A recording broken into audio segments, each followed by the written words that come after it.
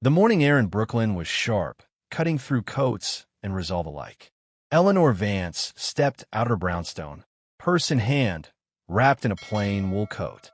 Her silver hair was tied back in a neat bun, her eyes alert, catching every detail. She didn't rush.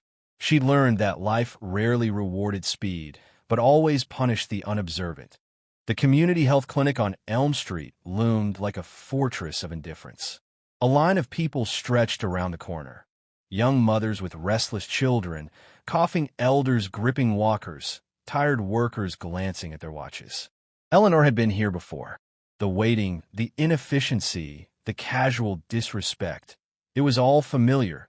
Inside, fluorescent lights buzzed faintly above the worn linoleum floors. At the reception desk, two young staffers laughed over a phone screen, their voices bright against the weary silence around them.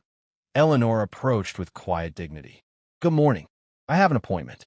One of them barely glanced up. "Name and date of birth." She obliged. "Take a seat.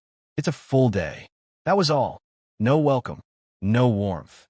She found a spot between an anxious woman bouncing a baby and a man whose cough seemed to shake the whole bench.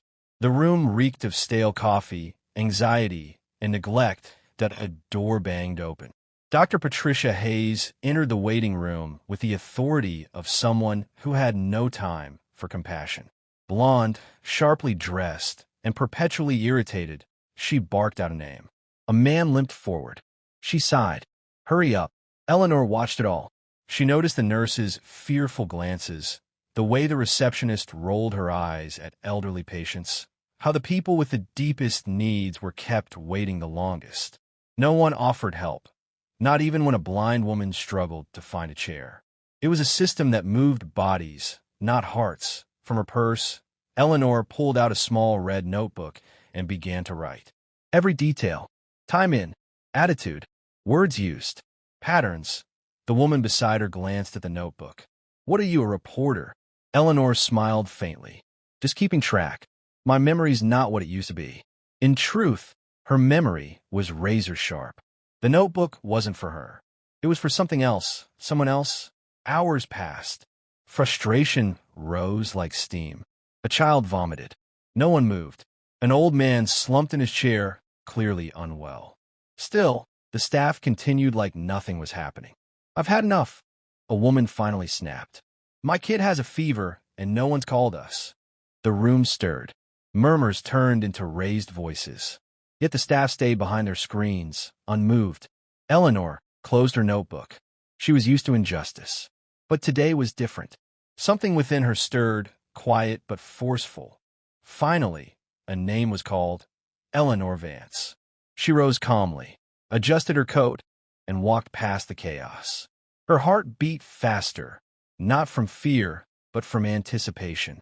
She hadn't come just for a checkup. She had a purpose. Inside the sterile office, Dr. Hayes didn't look up. "Sit," she said flatly. Eleanor sat, posture straight, gaze steady. "Full name?" the doctor asked. "Eleanor Vance." "Been here before?" "Yes. About 4 months ago." "Where are the test results?" "I wasn't able to schedule all of them yet," Eleanor replied. "No insurance. No transport. I've been trying." The doctor scoffed. "Excuses. You people always blame the system." Eleanor didn't flinch. Sometimes the system is the problem.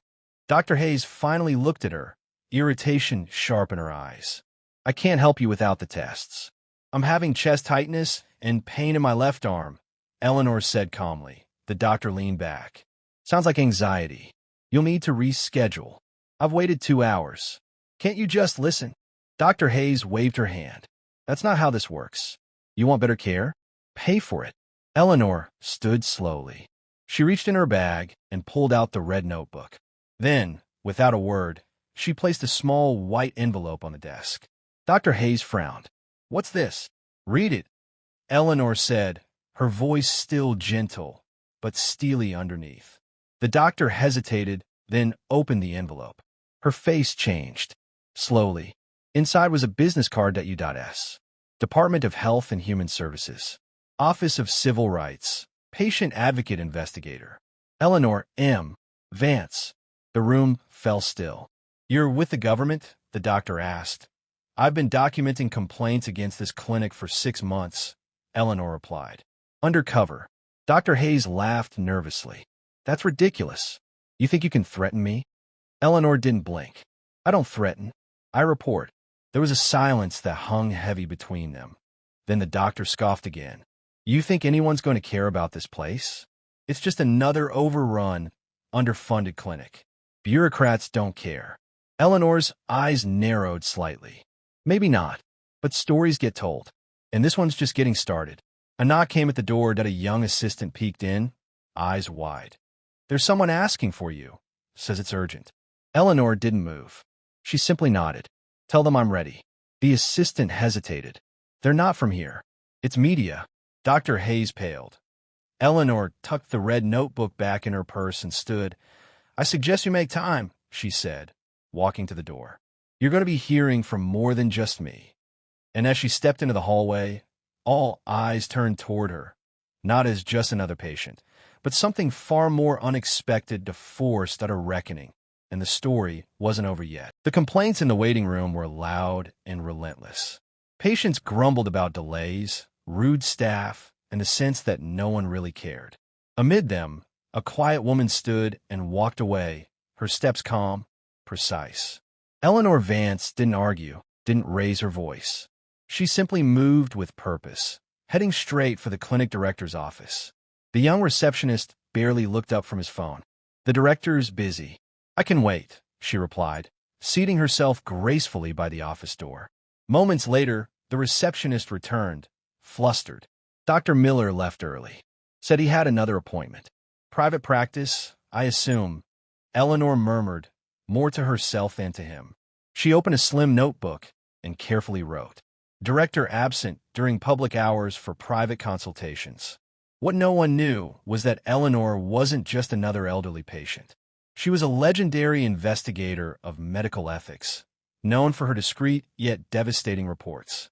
Sent anonymously by regulatory bodies, she blended in with the crowd, enduring the same disrespect and negligence, then documenting every moment with clinical precision. Her notes had closed clinics, cost reputations, and sparked reforms. She never needed headlines, just her notebook. Within 72 hours of her visit, the community clinic was under emergency audit. The report was brutal. Negligence in patient care, favoritism toward private insurance, abuse of public resources, ethical misconduct. Dr. Hayes, the staff physician who had snapped at Eleanor the day before, was summoned. She fumbled for excuses, stress, misunderstanding, provocation, but the report cited multiple complaints and detailed observations. It wasn't just her. Other names appeared too, Dr. Miller chief among them. His habit of abandoning public duties for private gain had finally caught up with him. The media caught wind quickly. News segments showed footage of endless lines outside the clinic.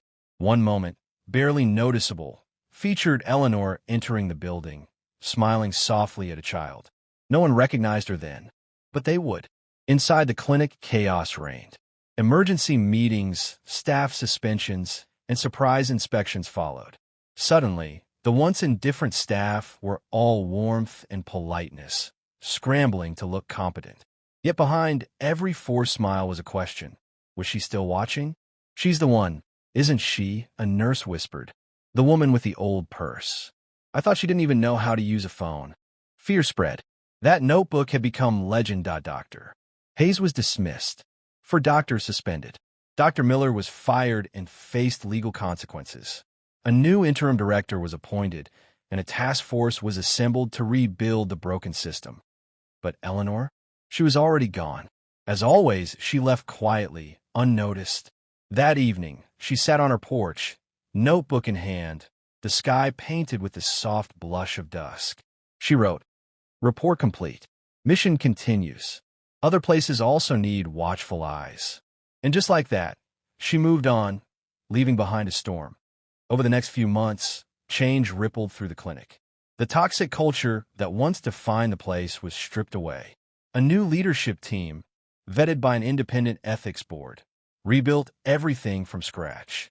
Arrogance was no longer tolerated. Empathy became non-negotiable. Everyone, from doctors to janitors, underwent a full evaluation. Those who clung to their old ways were let go. In their place came a new team trained not just in medicine, but in compassion. Monthly seminars on ethical care, nonviolent communication, and patient dignity became standard. Patients noticed. The indifference was gone. Now they were addressed by name, not by file number.